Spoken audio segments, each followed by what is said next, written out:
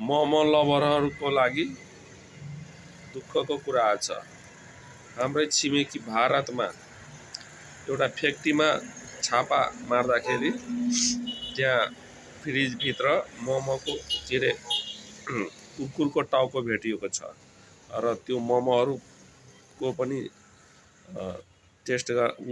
Live test गर्दाखेरि त्यो मासु पनि कुकुरको मिसिएको भेटिएको छ।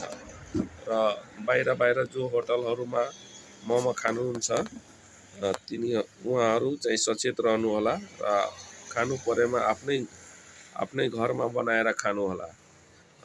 के थाहा कि अब तपाईँ मोमोभित्र जुन मासु छ त्यो कुखुराको कि मटनको हो, खसी बोकाको हो कि कुकुरको, अब कुनै छैन। त्यही भएर अब जो मोमो खानुहुन्छ घरमै बनाएर खानुहोला र सचेत रहनुहोला। प्रायःजसो हामी बाहिर जाँदाखेरि मटन भनिरहेको छ। मटन खानुहुन्छ? मटनमा त जे पनि मिल्न सक्छ। त्यो भैँसीको राँगा, कुकुरको, बिरालोको जुन मासु मिलाए पनि त्यसलाई छुट्याउन गाह्रो हुन्छ। तर चिकनमा त केही मिल्दैन। चिकनलाई त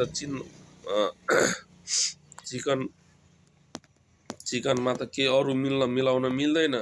तर मटनमा जे पनि मिलाएर पनि त्यसकै सेम मसला त हालिदिएपछि र उस्तै टेस्ट आउन जान्छ। त्यही भएर सचेत रहनुहोला। म त बाहिर जाँदाखेरि चिकन बाहेक अरू केही खाँदैन, चिकन माछा।